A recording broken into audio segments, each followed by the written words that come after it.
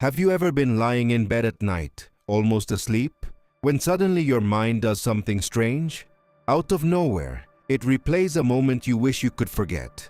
Maybe it was something you said years ago, a joke that nobody laughed at, an awkward silence after you spoke, a message you regret sending, and suddenly your brain brings it back with incredible clarity. You can feel the embarrassment again. Your body reacts. Your face tightens. You might even whisper to yourself, "Why did I say that?"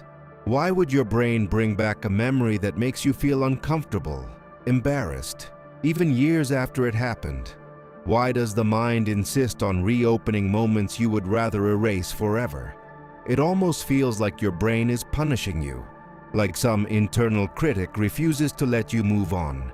But what if that isn't what's happening at all? What if these embarrassing memories aren't random? What if your brain is actually doing something very specific when it replays those moments?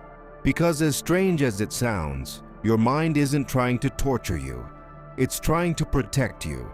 To understand why, we need to look at something deeply embedded in human psychology, something that has existed in our minds for thousands of years, something that once determined whether we survived or didn't. To understand this, imagine something for a moment. Imagine living thousands of years ago, long before smartphones, long before cities, long before modern society. Humans lived in small tribes, groups of maybe 30 to 100 people, and your survival depended on one thing above all else: acceptance. If the group rejected you, your chances of survival dropped dramatically. Being alone meant fewer resources, less protection, less help, and in many cases, it meant death. Because of this, the human brain evolved to become extremely sensitive to social mistakes, even small ones, saying something wrong, offending someone, breaking an unspoken social rule. These moments mattered a lot. So the brain developed a system designed to monitor social behavior very carefully. Psychologists sometimes refer to this as a kind of internal error detection system. Its job is simple. When something socially uncomfortable happens, the brain marks it. It highlights the moment, and later, it replays it. Why? Because your brain is trying to learn from it. It's trying to analyze what went wrong. It's trying to make sure the same mistake doesn't happen again. From the brain's perspective, embarrassment is not just an emotion. It's a signal that something important happened socially, and signals like that are treated seriously. Think about it this way. If you burn your hand on a hot stove, your brain remembers the pain. That memory helps you avoid touching the stove again. Embarrassment works in a similar way, but instead of protecting your body, it protects your social standing. Your brain marks the moment, stores it, and sometimes it brings it back, not because it enjoys your discomfort, but because it wants to refine your behavior. It wants to improve your ability to navigate social situations. In other words, your brain is constantly trying to become better at being human. But here's where things get interesting, because sometimes the brain takes this process a little too far.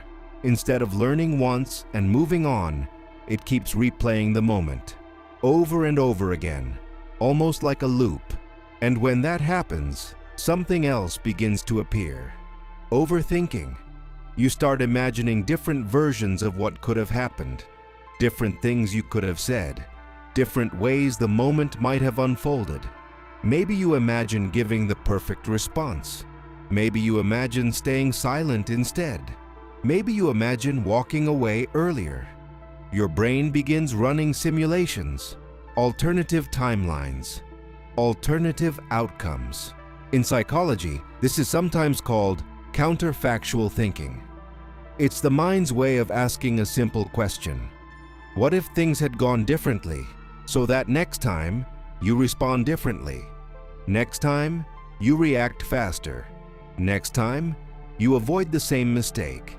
And yet, even knowing this doesn't always make the experience feel better.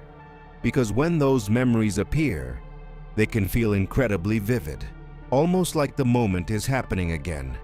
Your heart might beat faster, your stomach tightens, your face warms, all from a memory, which raises another strange question. Why do embarrassing memories feel so intense, even long after they happened?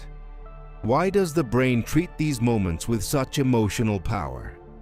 To answer that, we need to look deeper into how memory and emotion work together inside the brain.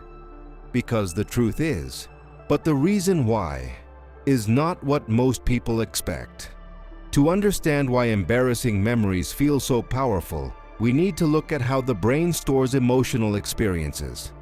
Inside your brain, there is a small structure called the amygdala. Its main job is to process emotions, especially emotions related to danger, threat, and social stress. Whenever something emotionally intense happens, the amygdala becomes highly active. And when the amygdala activates, it sends a signal to another part of the brain called the hippocampus. The hippocampus is responsible for storing memories, but when the amygdala is involved, the hippocampus stores the memory differently. It stores it more deeply, more vividly, almost like tagging the moment as important. This is why emotionally intense experiences often stay with us for years. Your brain is essentially saying, remember it. It affected access to resources, protection, and cooperation. Because of this, the human brain became extremely sensitive to signals related to social evaluation. When something embarrassing happens, your brain reacts almost as if your social position is being threatened. And even though modern society is very different from ancient tribal life, so when an embarrassing memory appears years later, their own worries, their own embarrassing moments. But your brain doesn't always recognize that. Instead, it imagines that everyone noticed your mistake, that everyone remembers it, that everyone judged you for it. So when the memory reappears, it often feels much bigger than it really was. Your brain exaggerates its importance. It turns a small moment into a massive social event. But in reality, most people probably forgot about it within minutes. Think about the last time you saw someone else say something awkward, or trip over their words, or make a strange comment in a conversation. How long did you remember it? Probably not very long, but when it happens to you, your brain treats the moment very differently. Because the brain always prioritizes your own social survival. So the memory stays active, it stays accessible, and sometimes it returns at unexpected moments. But here's something even more fascinating. Those embarrassing memories often appear when your brain enters a very specific mental state, a state that happens when you're not focused on the outside world. For example, not concentrating on a task. Instead, the brain turns inward.